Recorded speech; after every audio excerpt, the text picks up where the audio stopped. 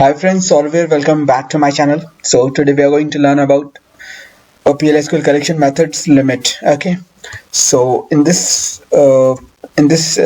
topic we will see three examples actually, but before that I'll explain you what actually this limit is and what it does with collection. Okay, so collection method limit, which is actually a PL SQL function, returns maximum number of elements that a VArray can hold. Okay, it means using this function we can find out how many elements we can store in a VArray. So here we have to observe two things actually. Number one, it only works with VArray. It doesn't support nested table and associative array. Number two, the second thing is it only gives us how many elements it can store.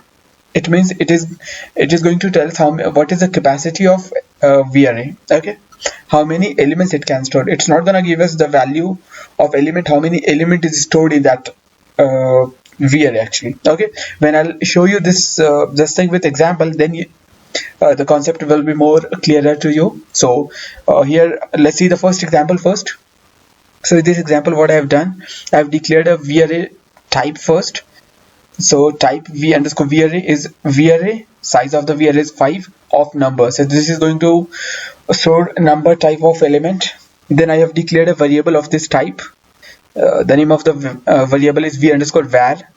So this variable is of this v underscore VArray type. Okay, so here I have declared the VArray first, then I have declared a variable, and in begin section what I have done, I am just taking print from given input. So how I'm taking the print, using v underscore var dot limit.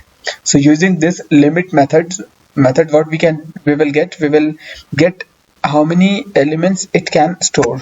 Okay, so actually if you'll see, I have not passed any value here. We don't have any element in this variable, but we have this limit, how many elements it can store. Okay, so using this limit method we can get to know how many elements it can store. Okay, so let's copy this code, Control C, and paste in our SQL workshop, Control V, and run this code. So as you can see, output for limit is 5. It means it can hold 5 elements. Let's change the number of elements, the capacity of this VArray. Now let's run this code. Sorry. And as you can see, we can store 10 number of elements. So this is going to give us number of elements, how many elements it can store. Okay, let's jump to Sublime Text again. So this is what first example is. Now see the second example. In this example, what I have done, I have taken this count method also.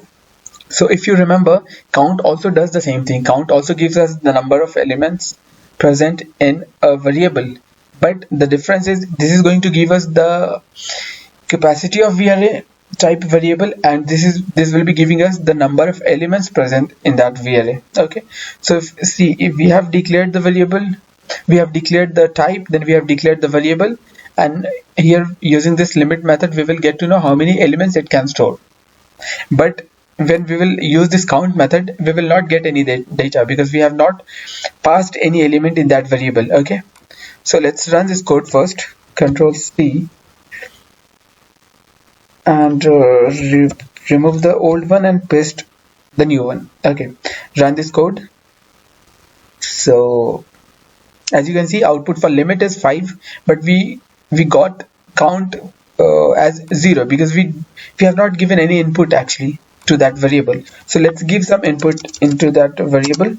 So for that, what I'll do, I'll use extend method.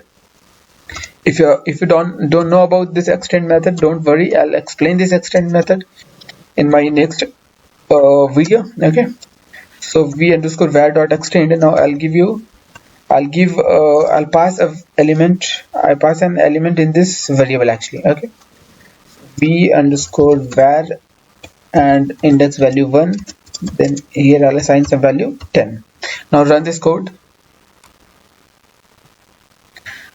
So as you can see, now count is 1 because we have given one input here. Okay, this extend method, what it does, it simply push some data, some value into the variable. Okay, so this is what the difference between count and limit. All right, now let's see the third example. In this example, what I have done, I just have shown you that limit function doesn't work with nested table or associative array. Okay, so in my previous examples, what I have done, I have declared the type as v array, but here I have declared the type as nested table. Okay, so type nested table is table of number. So here I have declared a type of nested table type, which can store number type of elements. Okay, and here I have declared the variable which is of this type, and I have passed some value into it. Now I have taken the print using this limit and count method. Okay, but as this limit doesn't support nested table, we are not going to get any data here. Yeah, at the place of count we will get some data, but here we will not get any data. Let's run this code and see the results. Control C and run this code. So as you can see, output for limit, and the thing is blank because it actually doesn't support the nested table. So we have not got any data here.